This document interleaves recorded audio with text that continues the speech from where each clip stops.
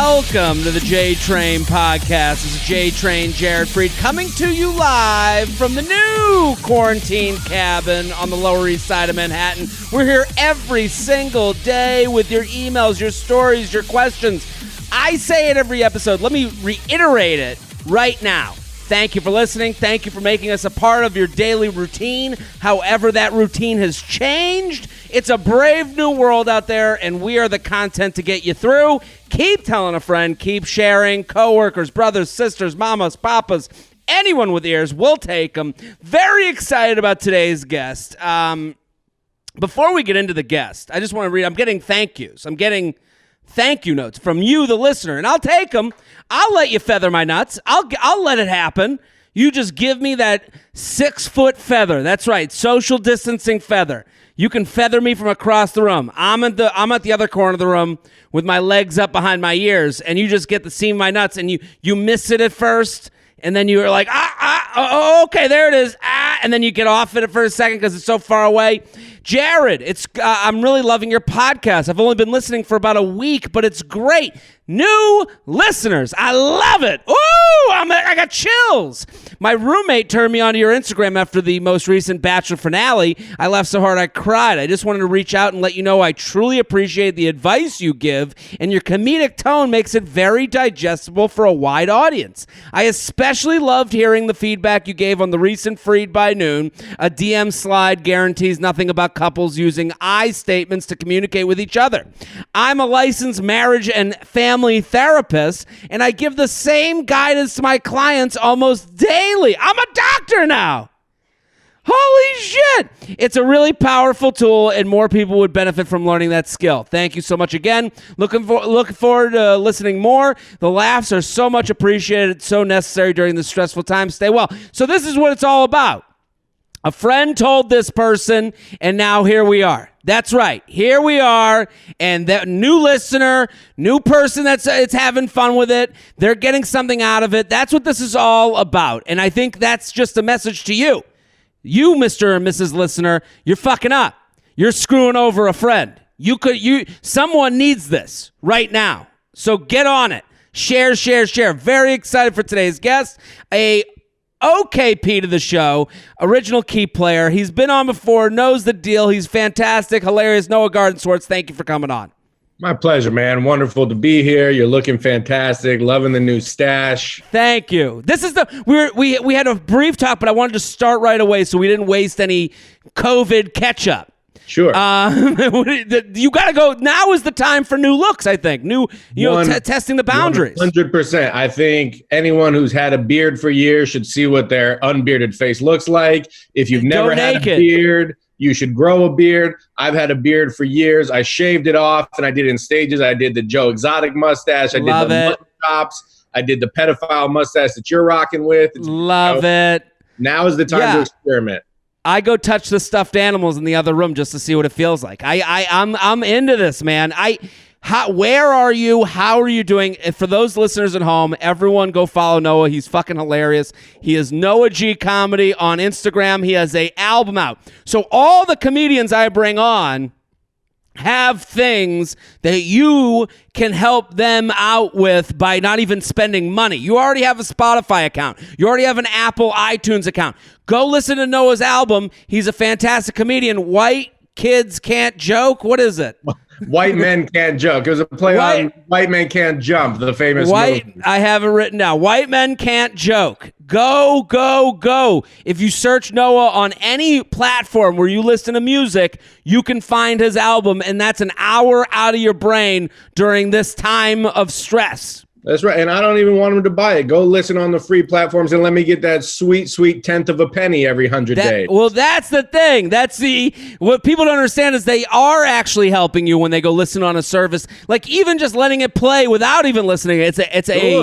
I don't give a fuck. It doesn't fucking matter. And because people are always like, how do I help? And then I've gotten this thing where people are like, let me Venmo you. And I'm like, no.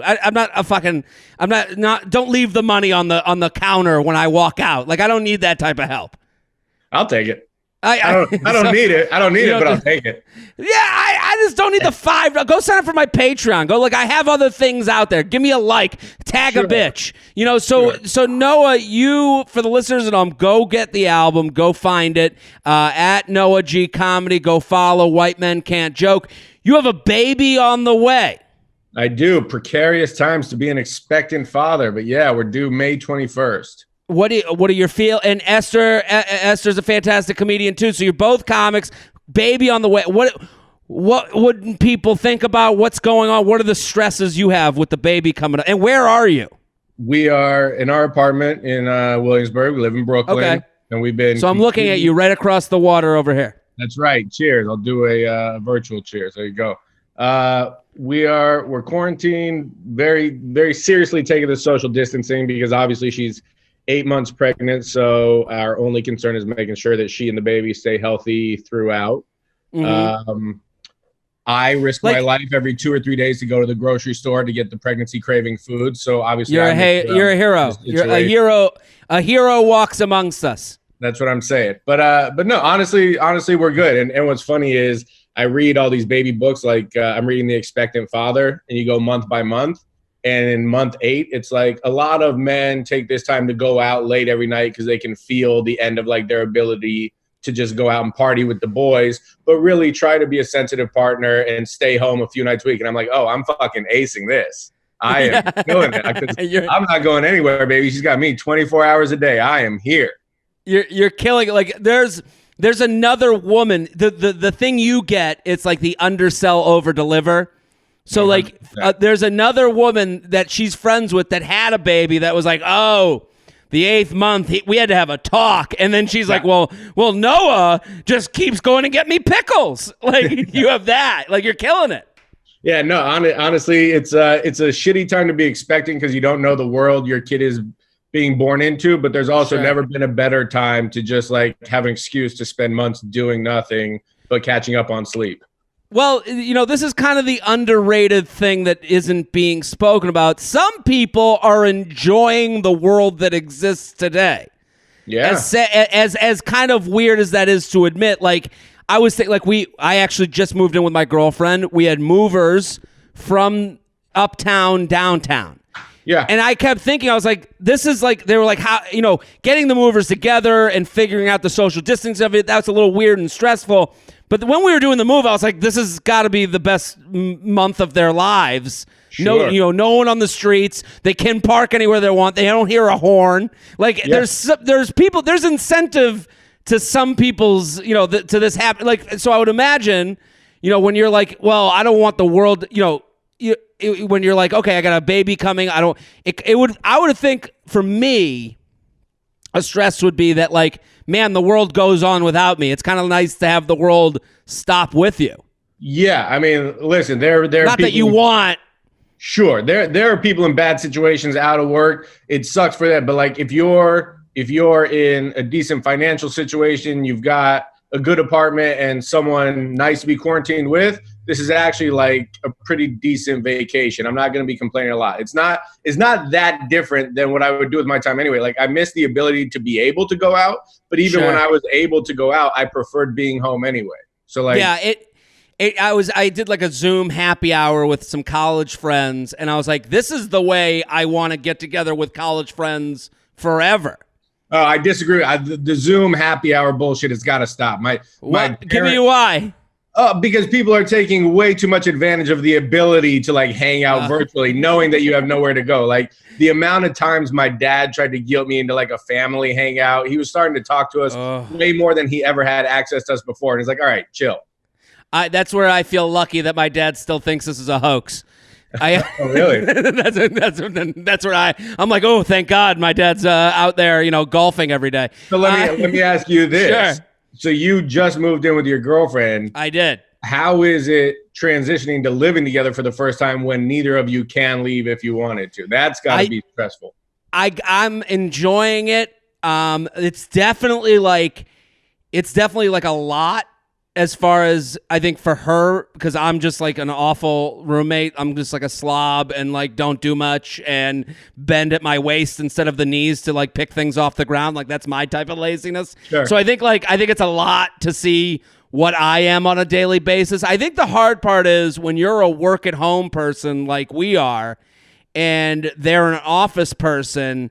There's this thing of like I work at home in a way that like I know how to do it. Like the thing that annoys the fuck out of her that I think is hilarious is I'll wear headphones around the house. Like I like listening to podcasts, and to me, and I could see like from her angle that's the most passive aggressive thing that someone could. Disrespectful. Yeah, like I'm like okay, it's 10 a.m.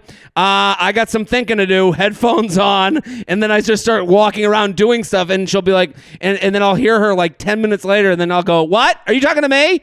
And it's like, yeah, and now she wants to like, I'm gonna find these headphones literally like in a creek somewhere, snapped in half. Yeah, that's coming. Well, you'll be in trouble when she finally rips the headphones off and sees that you're not listening to anything. Well, that's part of it too. I just put them on for like I gotta think, I gotta like get my mind kind of on like a focus thing.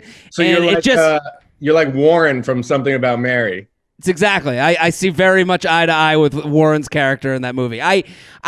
So I think that's the hardest part where it's like you want to give people space. You want like I think also like part of the good part of the day is the alone moments you get while going to the thing you're doing, like sure. The walk to the show, the walk to the subway, and I think a lot of those moments people kind of miss. I know that there's a little bit of that where I like there'll be some days I'll be like, okay, I'm gonna go get a coffee and I'll just walk in a circle just to get my mind straight.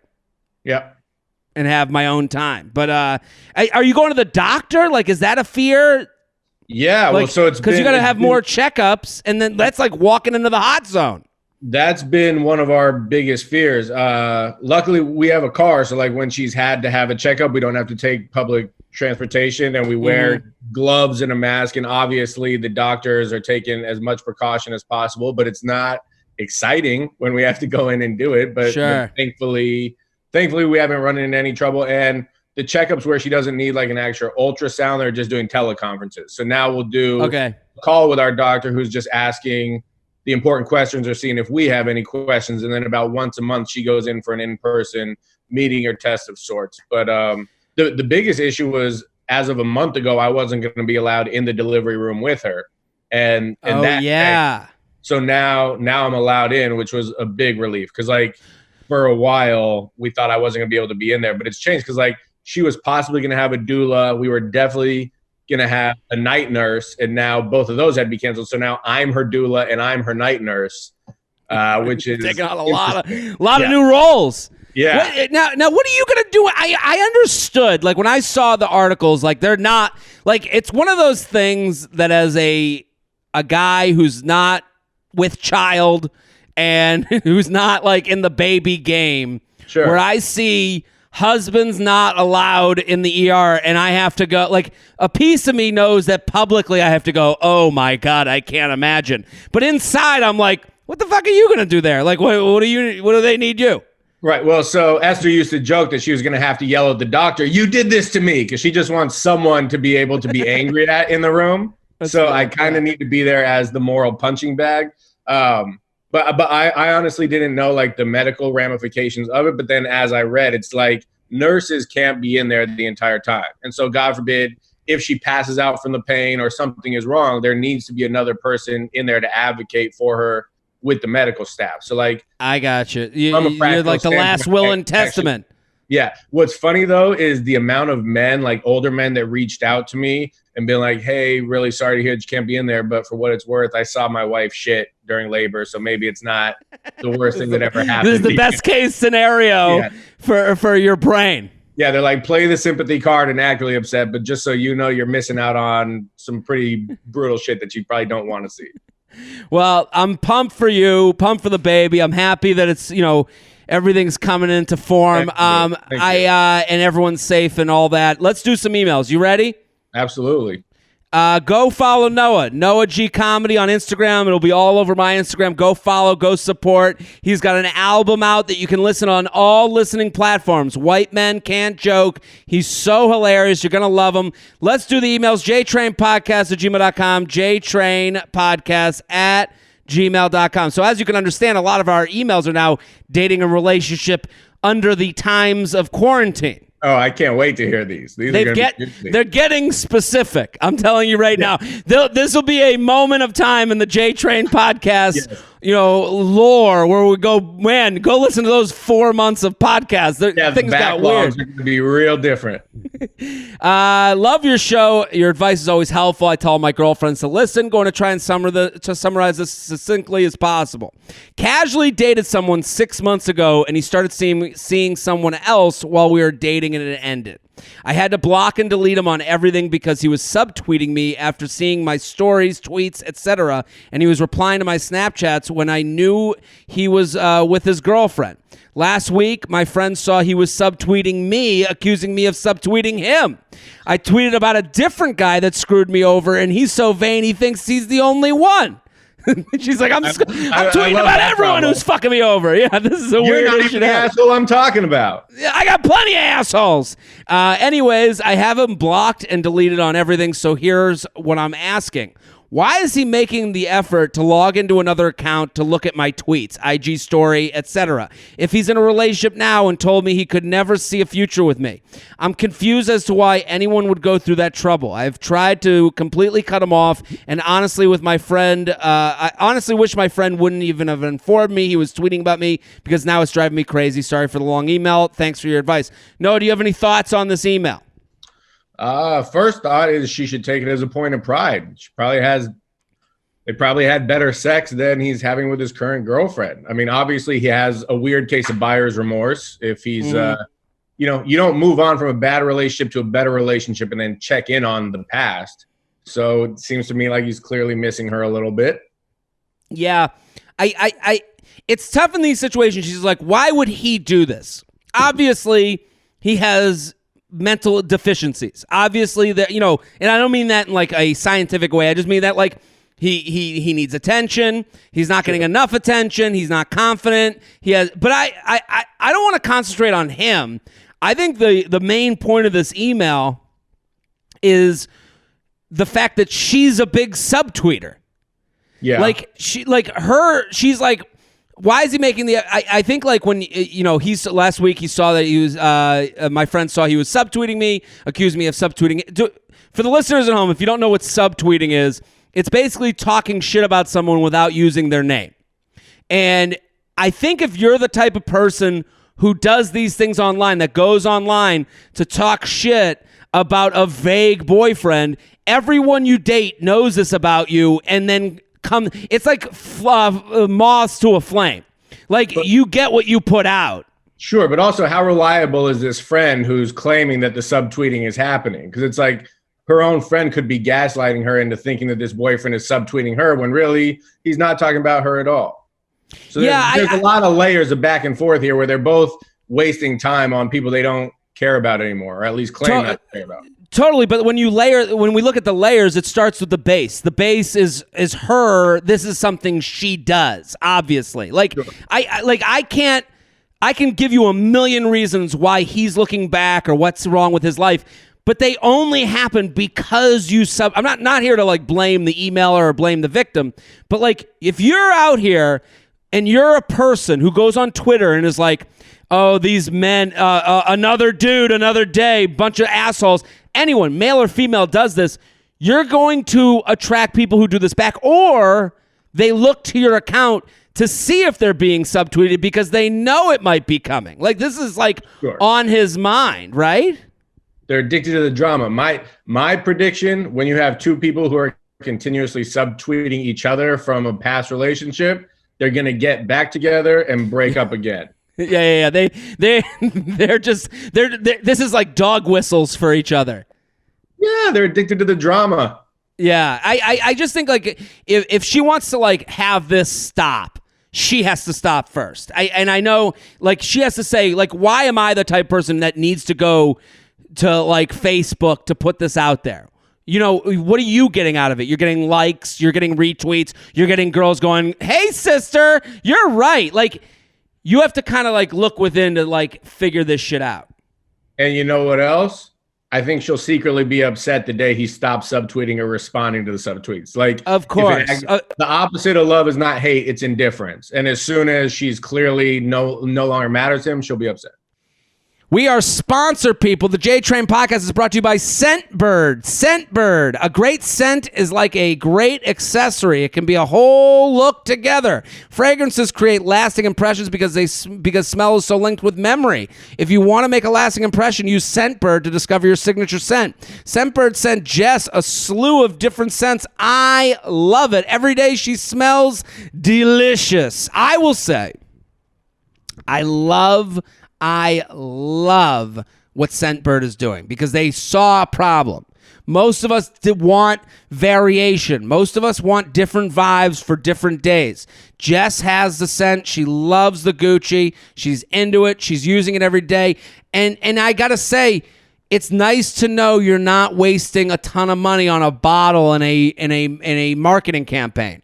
It's nice to know you're like, okay, I'm not this scent forever. I can opt in and out without feeling like I just dropped my government check to buy this whole thing. You can go in and out of scents and you don't get stuck with one that you don't like for every occasion. Scentbird is great because it lets you discover new fragrances without buying an entire bottle. With over 600, let me say that again, 600 luxury brands. Versace, Gucci, Tom Ford, Kenneth Cole, Burberry, and Prada. Scentbird keeps those compliments coming month after month. Get a 30-day supply in a travel-friendly refillable case. That's another thing. The case it comes in is made so you'll never have to go look at a TSA agent and go, but please, please, I took out a loan to buy that set. No, you'll never have to do it again. It fits perfectly in your tote or wherever you bring to the bathroom. Get a 30-day supply in a travel-friendly refillable case. Plus, they have products from other categories like skincare, wellness, and makeup. They carry brands such as Kapari, Glamgo, Glow Recipe, Tarte, and more. We have an exclusive offer for JTrain listeners. Get 30% off your first month today. That's only $10 for your first fragrance. Go to scentbird.com/JTrain. Use my promo code JTrain for 30% off your first fragrance. Again, that's SCENT bird.com/JTrain to sign up and use my promo code JTrain to try your first perfume or cologne for just $10. Sign on, smell amazing. JTrain Podcast at gmail.com. JTrain Podcast at gmail.com. Here with Noah Gardenswartz at Noah G Comedy. Go right now. Follow. Quarantine breakup. I swear just the other day I'd been thinking things were going great in the world, but at least I'm still working and okay. Let me start this again. I swear just the other day I'd been thinking things weren't great in the world, but at least I'm still working and able to spend time with my boyfriend during this quarantine. And then yesterday he ended things over the phone. It was just 5 months, but I was pretty invested, so it hit me like a ton of bricks. And a depression spiral is pretty easy to fall into right now. The backstory. We're both mid-30s. He'd been married for 10 years, has 2 kids, and the ex moved out in September. Oof. And for those that can't hear at home, Jess, my girlfriend, way in the back of the apartment just goes, ooh. He and I met beginning of November. I never pushed for anything knowing it was a dicey situation, but he kept wanting to spend time with me, so I kept going with it because I wanted to spend time with him. He'd always say he was mentally out of that marriage for years anyways. We'd had the exclusive talk and even labeled the relationship, but yesterday's talk was all about how he wasn't in fact ready to call someone his girlfriend, that he still had a lot of feelings to process from the divorce, and he thinks he just needs to be alone right now. I told him I understand his perspective and respected his decision, while also being tremendously sad about it. He said he knew there's a good chance I'd be the one who got away and somewhat left the door open in the future without committing to anything, but what do I do? Is it asinine to hope that he'll get some clarity and reach out eventually? Should I try to stay in touch or reach back out after the quarantine? Was I just the rebound to help him feel like there's a world of dating he'd be okay navigating post-divorce? Is this dead in the water? I wouldn't wait around for him per se, but I was thinking, but I wasn't having a ton of luck dating before him and was genuinely excited about it. I love being around him, and we were such a good match. Noah, do you have any thoughts on this? Yeah, first and foremost, this man is clearly thinking about his family. There's nothing like a global pandemic and the pending end of the world that makes you reassess all the horrible life decisions you've made that leave you divorced and missing your 2 children in your mid-30s when you're stuck in an apartment alone. So I think this man is not going back to her. But beyond that, she should be excited about the brave new world, the wild, wild west frontier of dating and fucking that awaits everyone that's single as soon as people are allowed out of their apartments again. She will be able to meet so many men better than a divorcee with 2 kids who are just ready to have a good time. As soon as people are allowed out of apartments again, she should not be waiting around for this guy. Yeah, I'm with you. I think, the idea when someone says, and we just needs to know, I told him I understand. He said there's a new chance. When someone said there's a good chance I'd be the one that got away and somewhat left the door of the future, people say he's hedging his bets. Yeah, he's also manipulation. It's emotional manipulation. It's to keep you around. It's also to not be the bad guy on the way out. It's to go, you're so great. I'm so awful. You're lucky to get away from me, because they don't want no one. The real issue with people that you like that you break up with is that there's no good way to really say it. Sure. There's no good way to be like, hey, you're a good partner for someone. It just isn't me, and not right now. And then when you say not right now, it's even softening the blow, because you're like, well, maybe later it's not. It's not going to happen. This is it. What I will say to her that could bring some solace, forgetting this guy's baggage or the divorce or the family, if I met someone in November, if I'm not actively quarantining with them, no matter who they are, I'm breaking up with them. Like, if we were in a sort of relationship and I don't know the next time I'm going to see you, this is done. Yeah, this is. I mean, the quarantine's almost like moving. Like, it's like, okay, the old sweatshirt that I never wear, do I want to bring it to the new place? Right. Do I want to bring it to the new world? And a lot of people are making moves to say. And also, like, I've said this a lot on the podcast where it's like, beware the vacation. I say beware birthdays, vacations, and holidays, because usually breakups come before or after them. But vacations, those breakups happen because it is a forced moment where you're away from each other, where you didn't fuck yesterday and then go, well, ta-ta, I'm out of here. Right. And if you don't like, if you're going through this quarantine and you don't miss them badly, if there's like a sigh of relief that you're actually not with them, it's a pretty good sign that the relationship's not going in the right direction. Yeah. And I know this is like a pretty depressing response for her to hear. So, like, here's the positives to look at. I've never felt more free than when I knew I wanted to do comedy. Like, I look back at that because I remember I was working at a job I didn't like, and the hardest part about getting up every day is that I didn't know what I was sprinting towards.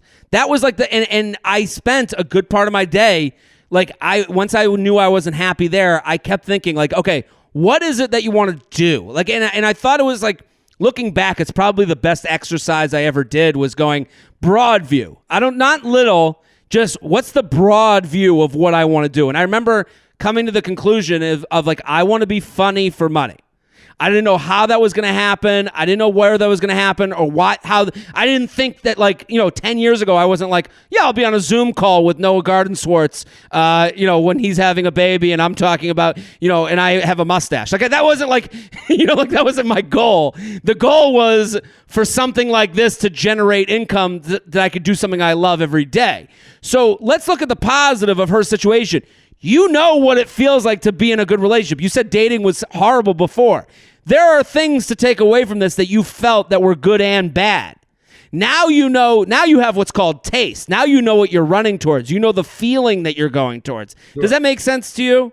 Perfect sense. And I'll take it a step further. I actually think the light at the end of the tunnel is bright in that a lot of single people who are going through this quarantine pandemic alone are not only going to be looking for someone to spend time with, but are going to realize the value of what a relationship would have been during this time. So I think she's going to find a lot of men who weren't willing to settle down before actively looking to settle down on the other end of this. Now, I kind of disagreed with that the other day, but the way you're putting it is I agree with, where it's like, I don't think people are going to be like, I need to get in a relationship right away. They're going to go, I'm more in touch with what I'm looking for. Oh, I was looking for that person that I could sit on the couch with during a quarantine. Oh, I didn't like being alone. Those are realizations. I mean, I've had those. I'm sure you did too.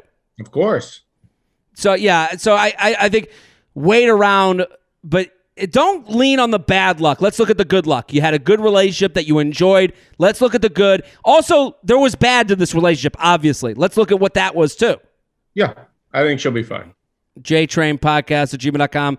JTrain podcast at gmail.com. Noah G Comedy. Go follow. Get going. Oh, let's do this one. I'm going to forward this to you, okay? Because this is a juicy one. I'm going to forward it to you. I have your email because I sent you... now it's called Instagram Thought and My Husband. So you already know it's pretty juicy, right? Yeah, this was actually already making me sweat. Just words Instagram Thought and Husband. I'm feeling guilty for whatever I'm about to read. You're going to read something that's going to go, this is a tough one for him. He's fucked. Did you get the email? Not yet. Okay, I'll read it, and then you'll get to it because there's screenshots. JTrain, thanks for continuing to entertain us during this time. I need your words of wisdom for this problem that I'm having. So while bored during this quarantine, I looked at my husband's Instagram and was annoyed because he hasn't posted a picture of us or about me in over a year while I was looking. And I noticed that you cannot see any comments on his pictures until you click on the actual photos. So I'm not really sure what she means by this, but I guess... when you're on his account, you can see the comments, but publicly, you can't see them. She's already putting in a lot of detective legwork. So I mean, that is like, I do have the theory, like, if you see something, say something. Like, if it's weird to you, it's weird to everybody. Like, it can't just be not weird to him. Like, if he's like, yeah, I block comments because yada yada, I'd be like, yeah, no one does that. What the fuck are you talking about? Yeah, I mean, unless you're a celebrity with a huge following, you shouldn't be blocking comments. No. You should know who's commenting and be aware. Yeah. So once I did that, I noticed that this girl that was commenting on his pictures, I clicked on the profile. She's private, but they have mutual friends. One is our best friend, and one is his mom. So I sent her a friend request, and I screenshot her profile and texted our mutual friend. I asked who this girl was, and he said that she's just some Instagram thought that tries really hard. I said, well, now how does my husband know her? And he said he didn't know. When I asked why his mom was also friends with her, he said she might be a family friend. Okay. It's the mom friendship that got him in trouble. The mom thing, that's where you keep looking. You see the other friend, you go, okay, they like to whack off to the same type of chick. I get it. Sure. The mom it's like, it's like, that's suspicious. It's suspicious. And no comments. It's now been 3 days and she still has not accepted my friend request. I asked my friend, why she wouldn't accept my friend request, and he laughed and said, I have too much time on my hands. I asked my husband why it looks like his comments are private on his page, and he said he hadn't changed anything. Uh-oh. I mean, we're two men with Instagram pages where the comments aren't. You have to change that. Yes. You would actively have to go through your privacy settings to do that. That's not like the default setting. And that's not something I would forget. I would know that I've done that until my deathbed. Like I would be like even if I had dementia, I would come out of it to go, yeah, I did it that one time because I dated this girl who was looking at my comments. I know there's another few sentences to this email, but right now things are not looking good. Not swell. Why would she? Okay, so I asked why he hasn't changed anything. Why would she not accept my friend request when she has so many followers and we have mutual friends, and why would his mom be friends with her? Am I overreacting about the situation, or should I ask him about it? He knows that I can be jealous sometimes, and I have confronted him before about liking certain pictures on Instagram. I don't want to sound crazy, but it just feels off to me. I'm attaching the conversation between our mutual friend and me. So I sent the conversation, wow, the fact that she's screenshotting private conversation, she's some Brazilian thought. So I'll read it. You be the friend, I'll be her. Ready? Okay, yeah. Who is this girl? Oh, God. LOL. Honestly, don't know her. She's some Brazilian thought. Why you ask Larissa to ask you to ask me? No, she just commented on Dave's stuff, and his mom follows her too. I found that weird. Did they date? I don't know. I doubt it. She's Brazilian. It is from Newark, I think. Could be a family friend. I doubt you would tell me anyways. She won't accept my friend request. So sketch. Cat emoji with the laughing, crying tears.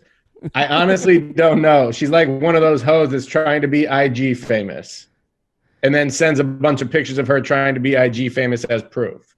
And then, yeah. She tries hard. And then she writes, awesome. And then once again, he sends the laughing, crying kitty emoji and says, you have too much time on your hands during this quarantine. You got to chill. Yeah, sure. Then she accepts my friend request, and Dave is liking every picture of hers. Your boy just likes everything on IG. All right, so the friend's trying his best, but not really helping. Yeah, the friend tried his best, but also buried him at the same time. Like, forgetting the friend back and forth, my initial thoughts were she definitely has legit cause for concern, but she is focusing on the completely wrong thing. That her entire focus is on why this girl is not accepting her friend request and not on why her husband is going back and forth with this woman. Yeah. Well, that's kind of what you do is like she's lashing out at everyone but the right person. Sure. She's deflecting. Yeah. And I think she's right. Like, I think like that's one of the things she could bring up in the court case where she would go, the mom is friends, he's disabled comments. It took her a few days to accept me. Like, I do think the reason she brings that up is like, oh, they must be conspiring to think of a plan to accept me as a follower. Like, they're probably trying to get a story together is what she's thinking. And I would be with her. I'd go, yeah, that's probably why they're waiting to accept your friend request.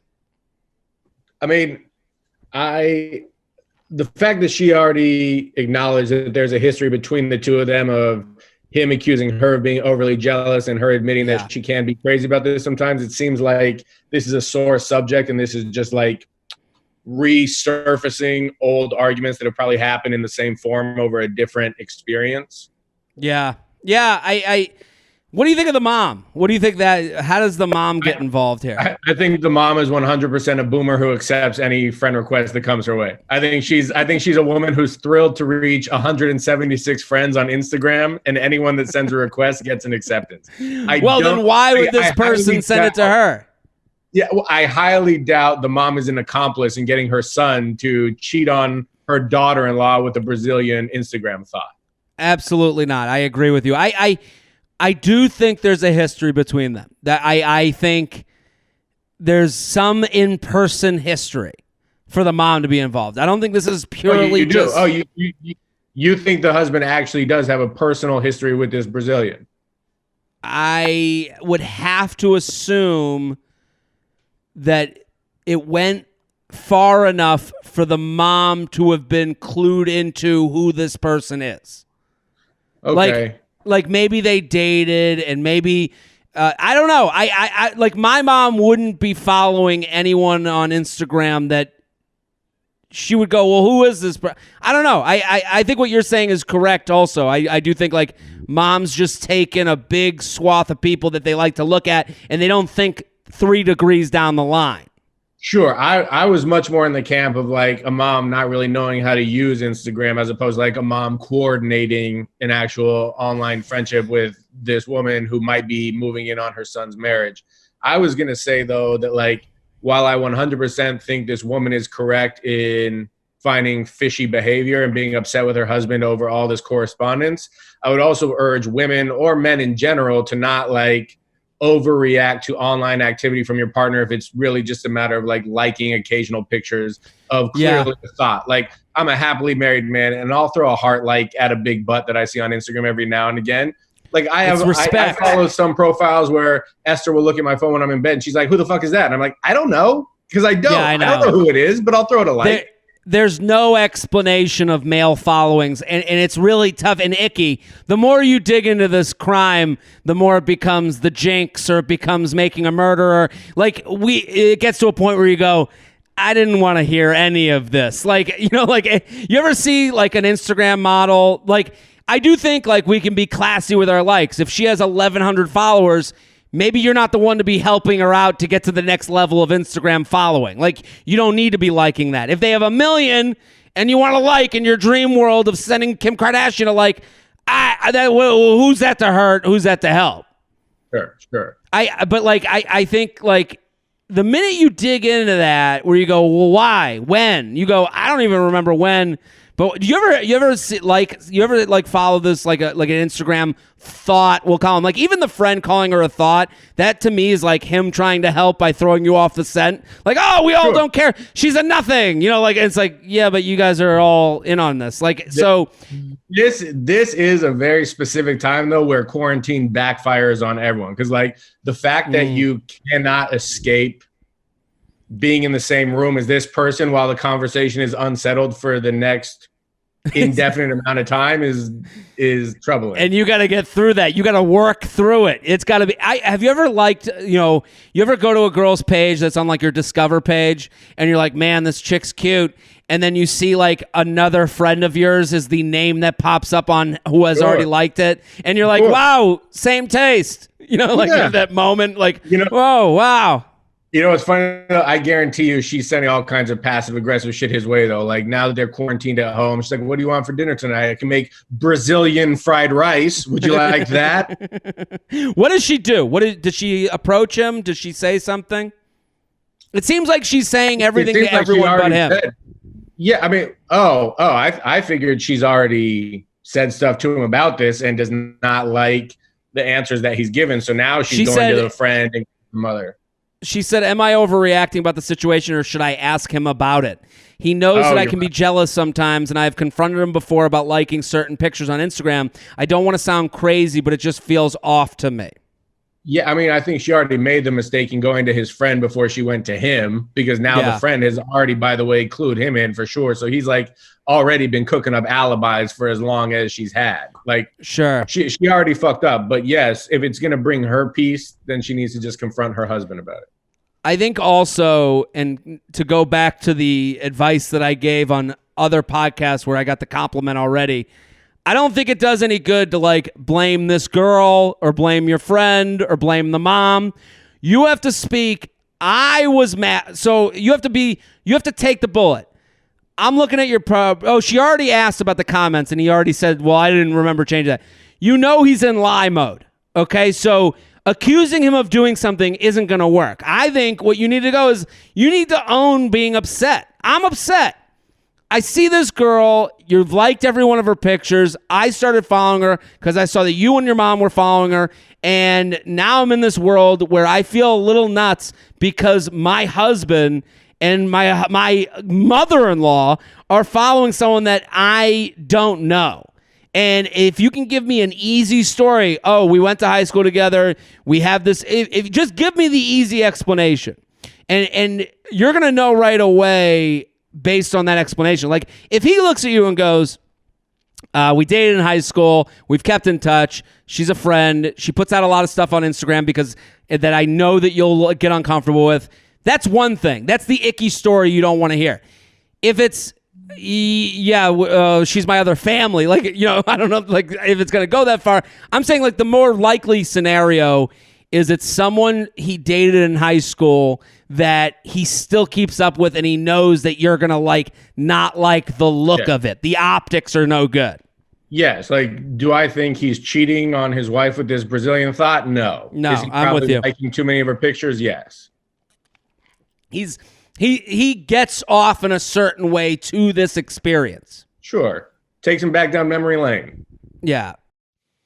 We are sponsored, people. The JTrain podcast is brought to you by Self. Credit is one of those things in life where if you don't have it or you have bad credit, it can feel impossible to build. It's a catch-22. You can't build credit if you don't have payment history. Say your roommate has been paying the light bill for the last 4 years. They get all the credit for the credit, and you get none. Some people think the fastest way to start building credit is to open up a store credit card, but that's risky and it can cost you money up front. Now there's a new way to build credit. It's Self. Self's credit builder account lets you build credit with no credit check. It's basically a loan that you pay back through small monthly payments that fit your budget. Making those payments that you won't even feel will build up your credit history, but that's not all. The best part is once your account is paid off, you'll have savings set aside minus interest and fees. A credit card will not give you that. I love this. I gotta say, it's we're all kind of getting the brakes have been put on life. We're all kind of halted in place a little bit. Maybe you're doing the same amount of work, but you're sitting alone. Now's the time for a little bit of improvement, a little bit of self-improvement, putting money into yourself. And with Self, you can start getting your credit back or start building the credit that you'll need one day soon. This is one of those things that you'll be happy with yourself for doing. If you want to buy a car, rent your own place, or even buy a home, you need a credit history. So at some point, you're going to need this. Let's make it easy and do it now. Credit helps you get lower fees and better interest rates. Self is accessible. There's no hard pull on your credit, and they report to all the credit bureaus. Start building your credit history today with Self. Get started in 5 minutes at self.inc/JTrain. That's self.inc/JTrain, and do it for yourself. JTrain podcast at gmail.com. JTrain podcast at gmail.com. Noah Garden Source. We'll do a couple more. You good for this? I'm good. Well, what the fuck else am I going to do? I don't know. You got nothing to do. So, Corona dating. I've been seeing this guy for about 3 months now. I really like him, but always had some red flags where I wasn't sure it would work out in the long term. Now that life has been put on pause, I feel like our relationship fast-forwarded a bit. We live in the same building, so kept seeing each other and spend all weekends together cooking, watching movies, going on walks, etc. I really like being with him, but sometimes the red flags flare back up in conversations. Contentious topics like politics, career ambitions, etc. Obviously, at this point, I know we're solely seeing each other, but I'm wondering if it's fucked up for me to be on dating apps while being with him.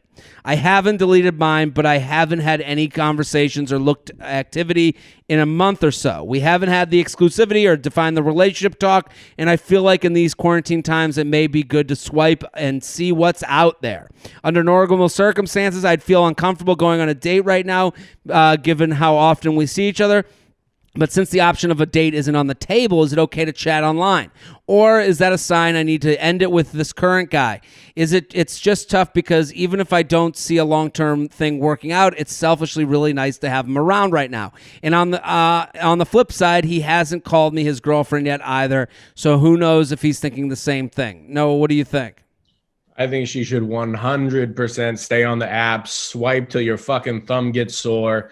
I guarantee you, if he hasn't brought up the exclusivity, if he hasn't brought up the girlfriend, he's not worried about it either. It seems like they're both enjoying the convenience of each other's company and companionship. And furthermore, I think cooking together and doing cute things like going on walks or to the movies is putting a Band-Aid on a bullet hole that would actually be exposed in an actual relationship. Like, if you can hang out enjoyably in small times, but then don't get along when it comes to politics or career paths, those are like huge problems that in a real relationship would end you to. So I think there's no harm done in continuing to enjoy each other's company. See him for as long as you can until you meet someone that you click better with. It doesn't seem like he's interested in taking it any further. Yeah, I think like there's this pre-relationship like fairy tale land that exists before that conversation happens. And it's okay to live in that for as long as you two both can look away from the realities of the world. Like a lot of people, you can look at each other and go, hey, we're going to do the sleepover. We'll cook. It's nice to have a partner. Hey, we have some arguments about politics and things like that. And those are kind of weird. But that goes into the Venn diagram of how you are judging whether you like to move on to the next level with this person. He might look at you tomorrow and go, hey, I think we should define this. I saw that you're on dating apps. I'm off them. I want to be with you. And you might say, you know what? That's not what I'm looking for right now. That's too much for me. Now the bloom is off the rose. Now you've lost the romantic thing. Now it's gone. You've unveiled the curtains to see all the shit that's backed up behind it. That's okay at that moment to take that step. But before that, I think it's okay to have this fairyland tale, whatever land. 100%. I don't even think it's gendered, man or woman. I think. Yeah. I think as long as neither of you have brought up where you're at in the relationship, it's perfectly okay for both people to be actively exploring other options. Yeah, and I think definitely it has no gender to it, and it's also what you're saying is right. Like, give it the fun of that. You can also the beauty of not living with the person and being in the same apartment building is going, yeah, I'm gonna go upstairs. Tonight's my night alone. Like, you can do that and let them say to you, well, I thought we were kind of together now. And then you would go, oh, you're farther ahead than me. Maybe we should back off. Now that's how conversations come up. You should own what you feel more than ever now. Yeah, well, what's more dangerous is that they're planning on possibly dating while living in the same apartment complex. That's a recipe for disaster. That's another thing that they're going to have to look out for. That's the Brazilian thought in the future. Yeah. JTrain podcast at gmail.com. JTrain podcast at gmail.com. Calling someone out on social media content. I met a guy a year ago. We went on a few dates, which were amazing, but his work schedule didn't work for either of us, so we became really close friends instead. We occasionally hook up if we're both not seeing someone, spend days at a time together, and talk at least every few days as friends. We tell each other I love you in a more than friends way. It's all weird. We've talked about dating more seriously, but he says he's not ready and doesn't want to disappoint me because his last ex really screwed him over. And he's still angry and recovering from that situation, which I believe. I'm also applying for a job in D.C., and he's been incredibly supportive, pushing me towards that. It's a big deal for me, while his intentions are to move to either D.C. or Florida. While he's saying these are the only reasons for not dating me, he continually posts on Facebook that he can't find anyone. He wants to settle down. There are no good women left, etc., etc. He also almost moved to Florida to be with a woman he barely knew. So 2 questions. All the excuses he's given me are just him not saying that he's just doesn't want to date me, right? 2, do I call him out for the stuff he posts on Facebook? I've done a lot for him. We have great chemistry. He says he adores me. He gets upset if I hook up with anyone else. It hurts my feelings to see him say that things he says online when they are contradict what he's saying to me, that he's not ready to date or else he'd date me. Not sure how to handle it without ruining the friendship. What do you think? I think she should go with her gut on the first question. Yes, I think he's clearly just not interested in dating her. Yeah. The fact that he's given so many reasons to her as to why they can't date, and then also kind of pushed her to move out of state should be reason enough. But then to directly give you the answer on Facebook without saying it to your face that you can't find anyone, it's pretty clear that he has no actual interest in being her boyfriend. And I think she should end things with him and only call him out on his social media content if he asks why. And then it's a very easy answer. Yeah, I think she has to everything you said is correct. Plus, she needs to get out of her head that there's a friendship to be ruined. Right. You guys aren't really friends. You guys are sex. It's convenience. It's convenience of friendship and relationship. It props both of you up. Because you're sitting here going, we're just friends. We said we can't date. And now you're offended that he says there's no good women out there because he's told you he doesn't want to date you. That means you have feelings for him, which is fine. But don't sit around here being like, well, we're friends and I don't want to ruin the friendship. The friendship's ruined. There is no friendship. Not to mention that just from a guy's perspective, there is no more lazy bullshit excuse than, oh, my ex really fucked me up and I don't want to hurt you as a result of the bet. That's bullshit. This guy's it's a bullshit excuse. Yeah, I say end it with this guy, and if he really needs to know why, tell him check your fucking Facebook, asshole. Yeah, and you have to. Yeah, it's time to take a break from each other. You're not really friends.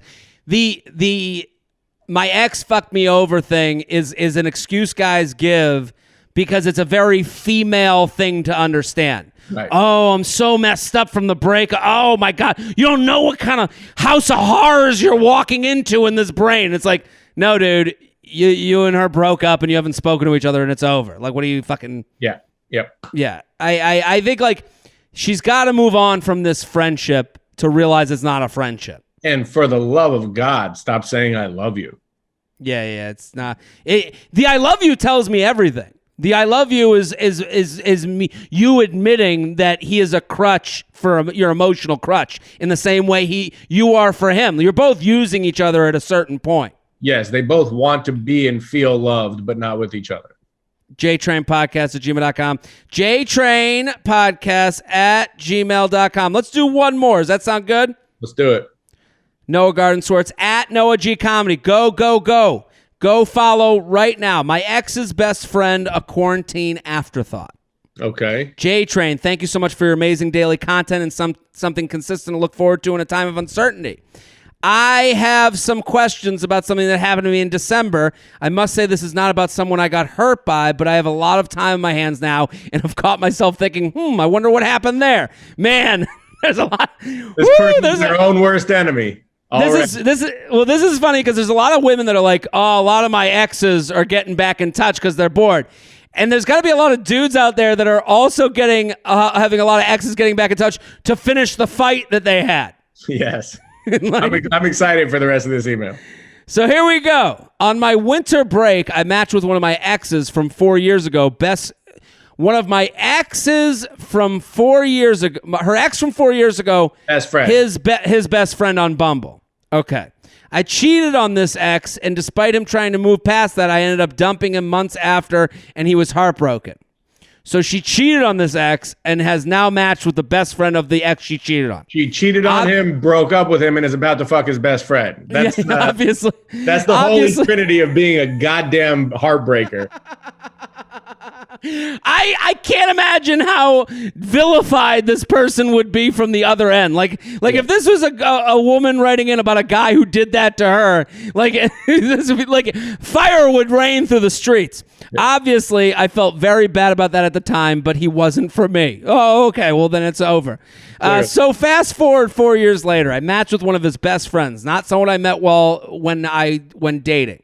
So they never met when dating, on a dating app while home on winter break. I love all the outs she gives herself. I'm on her side, but like, let's call it what it is. Like, you fucked up. And now you match with a friend, okay? I don't care if you never met him. Here's Mike. How does she know it's one of his best friends if she never met him while they were dating? Yeah, it's a story that I don't buy. But okay, we'll go with it. On a dating app while home on winter break. He was hot and horny, and hey, so was I. We sexted every day, sent Snapchat nudes back and forth till one of us finished. He asked to hang out every day when I was on break, but I would decline because I was busy hanging out with friends and someone else I liked more. All right. Even after I returned to school, he still reached out every day and tried to put a date on a calendar for us to meet up. I would always be vague and not really give him to him yes or no. One weekend I was home. He asked me if me and my friends wanted to go out with him and his friends. Thought this was weird considering last time I checked, his whole friend group hated me and knew me as a bitch who cheated on the friend. I said no. The next morning he asked me to hang out, and he said, I literally just want to meet you at this point. We don't have to have sex. I go over, make fun of him and his cat posters most of the time I was there. I then make a move, and things get hot and heavy, but he couldn't get it up. He promised we would have a sex the next time we hung out and wouldn't jerk off the whole day before. After I left, he messaged me via Snapchat weeks to follow. He never texted me and just would reply to every story I put up, and now we just never communicate. So what happened? Was he not attracted to me? My Bumble pics aren't edited. Does the ex have something to do with this? Was him not being able to get hard a factor in this? Would love to hear your thoughts. What do you think? Well, first of all, I think this guy's not a gamer. Have you ever played organized sports where you got that kid that's incredible in practice and then come game time doesn't know how to play? The nerves got the best of him. I guarantee you the reason he couldn't get it up had nothing to do with the amount of times he jacked off that day. He was nervous to finally have you naked in person. Of course, you went from his phone to reality, and it's, this is the thing. Like, and women take it very personally. We get a lot of emails like this. It's never personal. Penis game. It's kind of like a pitcher in baseball. Sometimes you just don't got it. Like, and also what Noah's saying is correct. Sometimes you're not a gamer. Sometimes you're, like Michael Jordan is one in a million. Like sometimes everyone's just like Detlef Schrempf or some shit. I would say the amount of times men can't get an erection because of the woman is less than 1%. Like the amount of times men get erections for women they're clearly not attracted to is like that. It way has more nothing to do with it. It's like listen, the no reason boner is a thing. 100%. Yeah. So if she's feeling bad about herself, she should not feel bad about herself. He clearly. It was a personal issue. My guess is he was too much in his head. Maybe he was nervous. Maybe he was starting to feel guilty about trying to fuck his best friend's ex-girlfriend. There's a ton of head trash that's involved in this hookup. I agree. Yes. I think he also probably overpromised over the phone. Like when you do that via text, when you're sexting, you're like, oh, when I see you, I'm going to blah, blah, blah. He probably talked a huge game and then realized he couldn't deliver. That's the reason I hate sexting. It's a lot of promises that I can't really come through with. No one. The confidence to sext is like crazy to me. Right, but what was the final question in her email? Because it's like there was all this. What happened? Was he not attracted to me? Does the ex have something to do with it? Was him not being able to get hard a factor in this? She basically what I don't like about her email is it's like. She's basically acted very cagey, and then the minute he was like, okay, well, I'm out on this, she gets mad that why isn't he still begging me to hang out? And it's like, at that point, I think this email says a lot about her confidence levels, where she's like, she just wants to be chased, and she had the boyfriend, cheated on him, brought the boyfriend she cheated on back to her, and she says, well, that was 4 years ago, and he wasn't the match for you, but you are still needing this attention from other places and not being able to let go of attention that isn't for you. What was interesting is that he tried to do the hangout session with all the friends that supposedly hate her. Like, it sounds like in the back of her mind, she was worried that they were going to do a gotcha meetup and the boyfriend and ex-boyfriend were going to be waiting there. Yeah. That to me, that's someone who thinks people think more about her than they do. Sure. I think just because you have 1,100 Instagram followers and this guy, comes on himself during a Snapchat sesh doesn't mean you're all he thinks about. Just, penis is very uncomplicated. It's very much like, I want you over. I got you over.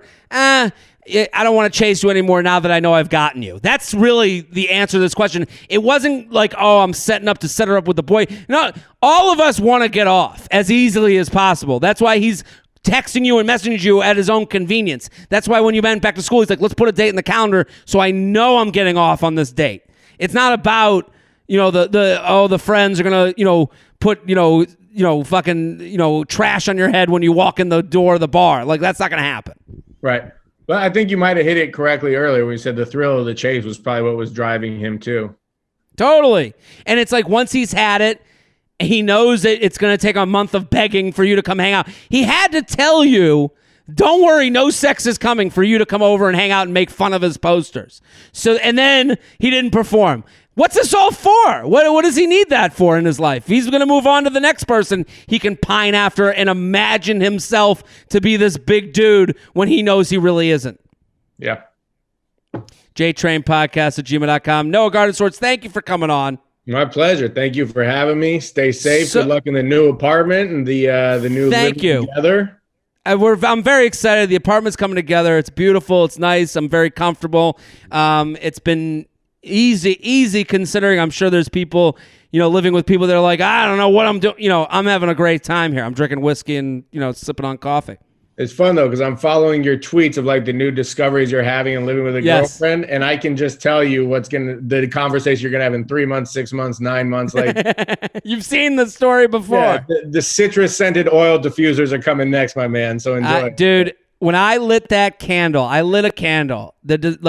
how far away from, she told me, she goes, I lit a candle in her apartment. She goes, I don't know who has that type of confidence. I was like, I didn't know there's like candle lighting confidence. I didn't know that was like a thing. Like I was like, privilege, motherfucker. That's right. Candles are meant to be lit.